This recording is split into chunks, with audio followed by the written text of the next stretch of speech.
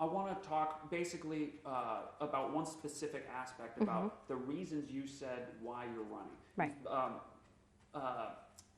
The motivation, one of the reasons, I want to quote, it says, with the rapid growth and ideological infiltration of unproductive curriculum, it, being the St. Johns County School District, will quickly go down in the ratings if we do not intercede with what is inevitably to come. Right. So I just want to ask, what ideologies are you seeing infiltrate? Yes. And what is inevitably to come? So in reference to the curriculum or ideological infiltration, it's not in our curriculum per se that is actually chosen by the district. We actually have laws now, right, that are protecting from anything outside of just academics from being in our curriculum. But there is another concept that is not talked about, which is supplemental curriculum. So it's kind of a teacher is able to bring in their own worksheets or their own, I guess, lessons. And that is what is not followed, I guess, correctly. But it is a rare situation. I'm not going to say that it's flooding St. Johns County, but there is a lot of concern from parents, and it's in pockets of places. So, for example, just this year, a high school class in St. Johns County? In St. Johns County, a teacher presented a sheet, and I could probably print it out for you for after, asking about a child's preferred pronoun and whether or not their parents are aware and whether or not they want their parents to be aware. That is what the issue is. We cannot be having secrets between our children and the parents, and I think that is just a very important concept that we need to establish, and just it's more of a preventative, right? I came from the Northeast, where there's a lot of different curriculums that have been pushed into the education system that is not doing well by our students, and that's what I want to kind of parse, right? Because these are general terms. You know, there's harmful ideologies and stuff. You mentioned pronouns, right? So the gender confusion, the gender dysphoria that is being enabled, I want to say, to young children. So in New Jersey, which is where I directly came from, they had incorporated that curriculum into our schools. Parents are actually fighting it right now, that as young as 5 years old in kindergarten, they're starting that conversation. Our children are just way too young and vulnerable at that age, and we need to be protecting their minds and just encouraging them to read, write, do math, and that's what our focus needs to be on. So, do we want to stop this? Sorry, yeah, that's my timer. Just press off. That's okay. And thank you. Essentially, beyond the pronouns issue, I mean, because that sort of merges in with the conversation about what parents are informed about, right, about the services of their children. Right. That's sort of outside curriculum. Right. So it's the supplemental curriculum. So it's what a teacher is allowed to bring in. It's not at a grade level. It's just in pertaining to their individual class. So sometimes they make it a part of the curriculum. And again, parents are not aware, or not even the district is aware. So if a parent addresses that and says, hey, this is something this individual teacher brought into the class, or if there is an issue, we just need to be very proactive with making sure that that doesn't happen again. So you mentioned this is more of a preventative thing. So I just yes. want to say, because your website says you've seen this creeping in. You've right. seen it happening. Yes. So it kind of sounds It's through my conversations with parents, okay. right? It's through my conversations with parents, what they're presenting to me. So for example, like the worksheet, I mean, we're in the school year of 2022, and a law was passed by our governor, and that is conversation again that, you know, is what he's trying to prevent from being in our schools. But this individual teacher brought that worksheet and made that a topic. That as an example, I mean, that's, I mean, I'm trying to be fair here. No, that's one fine. example, that's one worksheet. Right. Well, we also do have some inappropriate books that are in our libraries that our children do have access to. It's not, again, part of the curriculum, but there are resources that our children do have access to. And that is kind of where, again, about awareness. Some parents are aware that these books are there, and some parents are not. And we cannot control, as parents, I can't control where my child goes into the library, right? There is an opt-out option for those books, but the reality is there's no parent that's going to comb through an entire library to see, okay, these are the topics that I don't think are appropriate for my child to have access to, you know, or these are fine. So there needs to be a better system so that we can protect our kids from just something falling onto their lap.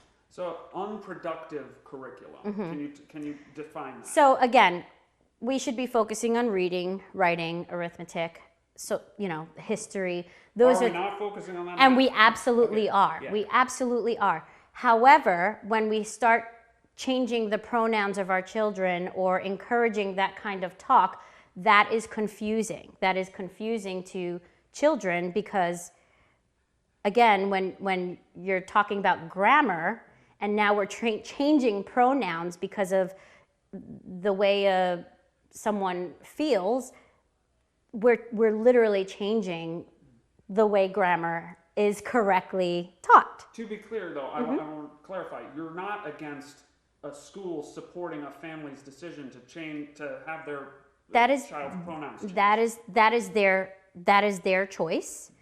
However, when we start putting this into the school system, and again, there's different ages and different levels of what children should be exposed to. My kids have a hard time figuring out what they want to eat for breakfast, you know? And so, you know, when you have books, like I've had parents come to me and say, you know, my daughter read this book and it was, I don't have the title on me, forgive me, but it was a book that was not encouraging. It was explaining how a girl was confused per se, right? Because she was into sports and so she was questioning. And that child, who was 9 at the time, came home and asked her mom, am I really a boy? Because she's into those things. And in reality, she's a tomboy. That's how I grew up, you know? And those are conversations that we never had before in years prior. These are all conversations that parents are being forced to have because of the exposure that is happening. And now it's such a topic that kids are just talking about. You know, some kids truly do experience gender dysphoria and they should get the proper help and the proper services that they need. But now, because this is a topic that is being introduced to other children at all different levels, it's becoming more controversial and more confusing to the, I guess, general population, because again, it's more of a rarity than that this is happening to the children. Understood. And I want to make sure that I like am able to address the question here. Yeah. So beyond the pronouns issue, is there anything outside of that specific area that you see as problematic to the curriculum specifically? So our curriculum specifically, no. We do, what is chosen by our district is good. And like I said, the problem is the extra curriculum that may be chosen by a specific teacher. It's not on grade level. It is not on district level. It's not countywide. It is certain teachers are able to bring in extra resources and extra curriculum to introduce to their to the students, and sometimes that is just not age appropriate. So what I can kind of say about that is that you've heard this on a sort of case by case basis, not Right. anything like district wide or It's not district, right. It's not district wide. I mean, the books is district wide in the sense, but it's various, there's different books in different schools. There's different grade levels. So that's more of a broad range. But when it comes to our specific curriculum that is paid for by our school district, no, it is not. Okay. Some constituents have said they've been blocked by you on social media for asking about this. Right. Can you explain? So there's a select number of people. I've been in this campaign since, March, April. There's some people that truly do not support me. They don't back me, and that is fine. However, through the primary season, a lot of my volunteers, a lot of my supporters, they were being harassed on social media. And we can equivalate this to what children are going through on social media. And I've just come to a point where I want to be an example of not tolerating that. I am all for having a conversation. Anyone can tell you that I have no problem having these hard conversations. I do not think that this is we should all agree on everything. That's just not realistic. We can have these hard conversations, but when there's a level of respect that we all should have. I don't tolerate being called names, being accused of being something. I was accused of being racist. I am 100% Puerto Rican, okay? I've been accused of being pro-white. I have been accused of being a bigot. We can't allow that conversation. How are we going to be an example to our children? One, treating others that way, and two, tolerating being spoken to that way. And this school year, it kind of hit me that what am I teaching my children? Allowing people to continue to be a punching bag. So, yes, go. As far as people being accused of pedophilia and grooming and stuff like that, is that also? I've never used those words. I have the utmost respect for the teachers all over our country. Are there some that are not sticking to what they're supposed to be? Yes, I do believe that. But I am not calling anyone any of those names. I am not using that language. They have no proof of me using that language. It's just, again, it's a narrative that is trying to be pushed that I am portraying, and that is just not the case. You can see why the language about teachers are indoctrinating. We want to educate, not indoctrinate. Sort of paints all teachers right in that. And I could understand that. I think I am very particular about pointing out and being selective with my words. So a broad spectrum, putting all teachers on, that is it's just not true. Like, we do have amazing teachers, and they're struggling. They feel like they're not being heard, and parents have been demonized in this country. Teachers have been demonized in this country, and I want to be that candidate, that person, that board member that brings them back together, because that is what our children need. Our children need, there needs to be no more pointing. Unfortunately, it's very hard for teachers to come and speak up, right? Unfortunately. And that breaks my heart, to be honest, because we should be able to vocalize and if they're struggling. And a lot of them want to remain anonymous, and it makes that harder, but they still need to be heard, and I would never generalize our teachers like that. That is just, no. Let me ask a question I talked to you about earlier. Sure. I'm going to wrap this up, don't worry. Where do you and Beverly Slough differ? Okay, so Beverly has done an amazing job in our county. She's been there for 20 years, and I just want to put it out there. I have the utmost respect for her, for what she's accomplished. However, I am a parent that does have children. I am personally invested in our county, because I have 2 boys that are in our school system. And I am a mama bear. I will do anything and everything for my children and for the children of others. Those that are close to me can tell you that. And not to say that that's not what she is able to do or does, but we need someone that is able to push back or stand up for parents, for teachers, and our community to feel represented. Unfortunately, there's been instances where parents have contacted Beverly, and for whatever reason, she was not responding to them, or got the "thank you for your email, we will look into this," and there was no follow-up. We need to make sure that we're following through. And then there's also sort of just a deficit in community engagement, is what you're saying? Yes, Sort of absolutely. Yeah, we need to. I really want that my campaign of all hands on deck. I really think this is a community thing. Our teachers and parents need to be coming together to make sure that we're headed in the right direction.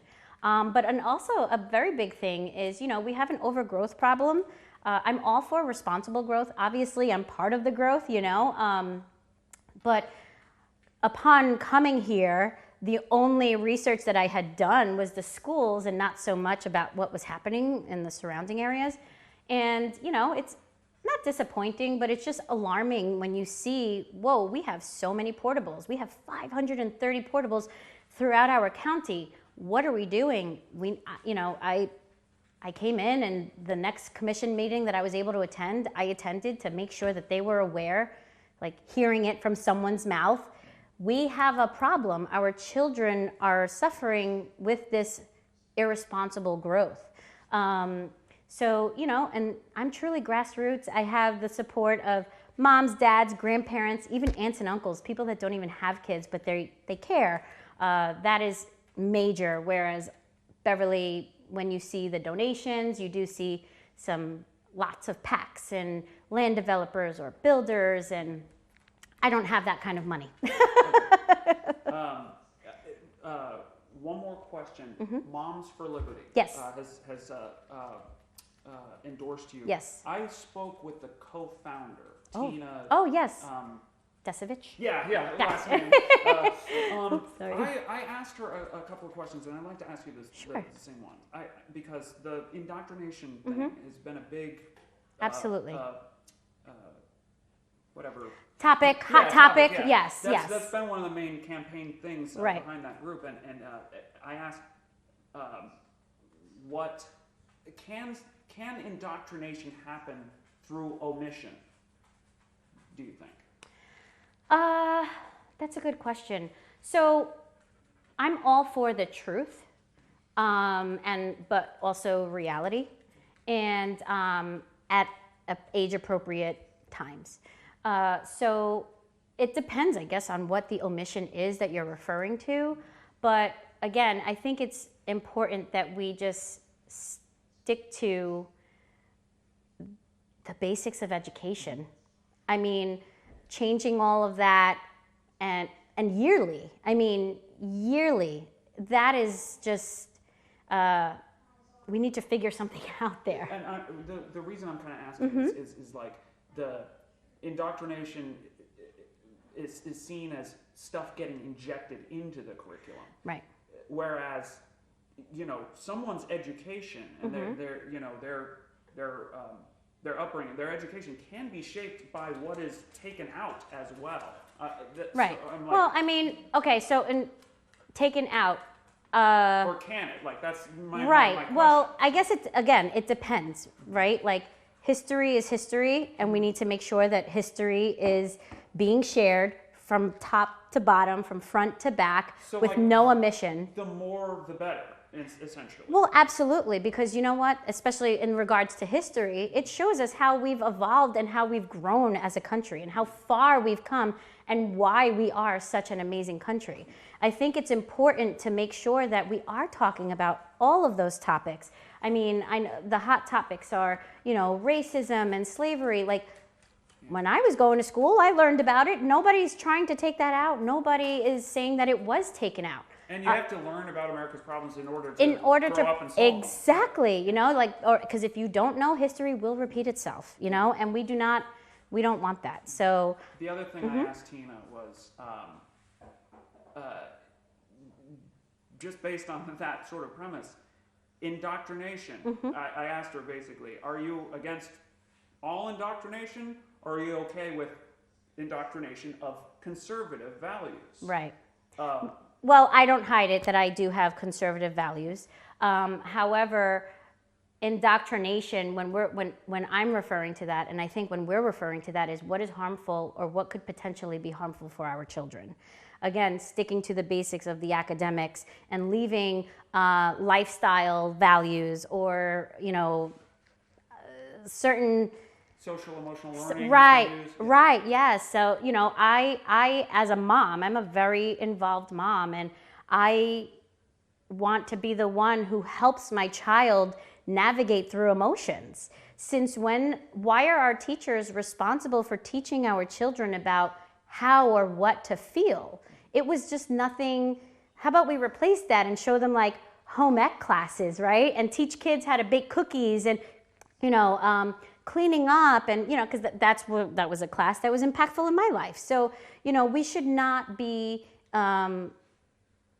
forcing our teachers to teach children, some things that they're just not certified for, and make sure that they are teaching where their expertise is. That's why they went into school. And last question, I just want to address with you, because I did speak with some parents, particularly one parent who's been in this district for 10 years. Yes. And she says she hasn't been seeing the creeping ideology that you said. So again, it depends on who you talk to. It's not a county-wide issue. These are isolated incidences that were becoming more common, and parents started coming together. I mean, again, I'm a young mom that has play dates, and I'm meeting this parent and that parent. That's how these conversations develop, and that's how we bring awareness. And then there's also other parent groups that, people are asking, is this okay? Or why is my teacher telling my kids don't bring certain worksheets home? I mean, it could be nothing. Has that happened? Yes. Okay. Yes, that has happened. A teacher can, I don't know what the content was on the worksheet. Yeah. I don't know if it's just a class,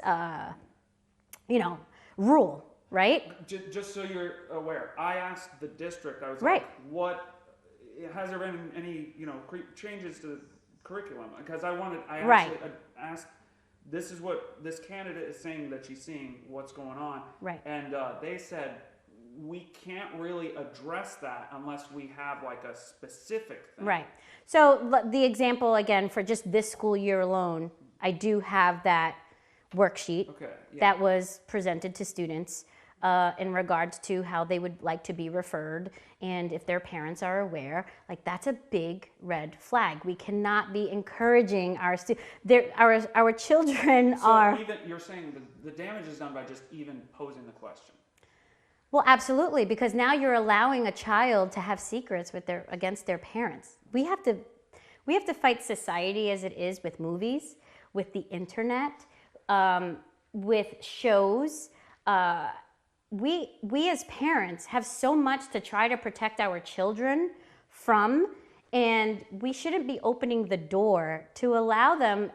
Another adult is saying, hey, do you not want me to tell your parents that? And I understand it can be viewed as something as simple like as a word of how you want to be addressed. But again, this was never an issue from years prior. This was all politicized in the most recent years. And that all just is creating a culture with our kids that is normal, that it's normal to be one person in school and one person at home. Like, it should not be that way. The best way to serve our students and our children is if the teacher and the parents are aligned and they come together to best serve the child.